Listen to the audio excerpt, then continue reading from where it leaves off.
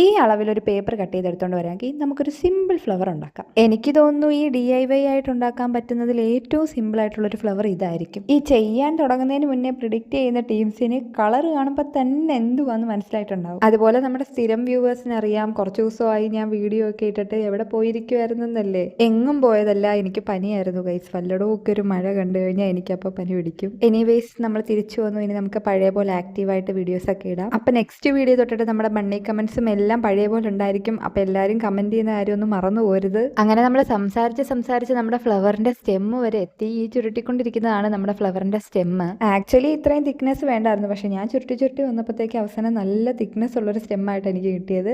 കുഴപ്പമില്ല, നിങ്ങൾ ചെയ്യുന്ന സമയത്ത് കുറച്ചുകൂടെ സൈസ് കുറച്ച് ചെയ്താൽ മതി. നമ്മൾ ആ ഹാഫ് എടുത്ത സ്ഥാനത്ത് ഒരു 1/4 ഒക്കെ എടുത്താൽ മതി പേപ്പറിന്റെ സൈസ്. അപ്പം നമ്മുടെ സ്റ്റെമ്മിന്റെ തിക്നെസ് കറക്റ്റ് ആയിരിക്കും. കൂടെ ഇതുപോലൊരു ചെറിയ പീസ് പേപ്പർ നമ്മൾ ഫ്ലവറിന് കട്ട് ചെയ്തതുപോലെ കട്ട് ചെയ്തെടുക്കണം. ഇത് നമ്മുടെ സ്റ്റെമ്മും ഫ്ലവറും തമ്മിൽ അറ്റാച്ച് ചെയ്യുന്ന പോർഷനിൽ നമുക്ക് വെക്കാനുള്ളതാണ്. ഇനി എല്ലാം കൂടെ ഒന്ന് കമ്പൈൻ ചെയ്ത് ഒട്ടിച്ചു കൊടുത്താൽ മാത്രം മതി, നമ്മുടെ ഫ്ലവർ ഇപ്പം റെഡിയാവും. ഇപ്പം എല്ലാവർക്കും ഇത് എന്തുവാന്ന് മനസ്സിലായിട്ടുണ്ടായിരിക്കും. നമ്മുടെ ലാവൻഡർ ഫ്ലവറാണ് നമ്മൾ ഇത്രയും നേരം ചെയ്തുകൊണ്ടിരുന്നത്. ഇതിൻ്റെ കൂടെ ലീഫ് ഉള്ളതും ഇല്ലാത്തതും അങ്ങനെ കുറേ വേർഷൻസ് ഒക്കെ ഞാൻ കണ്ടിട്ടുണ്ടായിരുന്നു. പക്ഷെ നമ്മൾ ഇന്ന് ചെയ്തത് ലീഫ് ഇല്ലാത്ത വേർഷനാണ്. ഇഷ്ടപ്പെട്ടിട്ടുണ്ടെങ്കിൽ ലൈക്ക് ചെയ്യുക, കമൻറ്റ് ചെയ്യുക, സബ്സ്ക്രൈബ് ചെയ്യുക. അതുപോലെ ഇൻസ്റ്റാഗ്രാമിൽ കാണുന്നവർ ഫോളോയും കൂടെ ചെയ്യുന്ന കാര്യം മറക്കല്ലേ.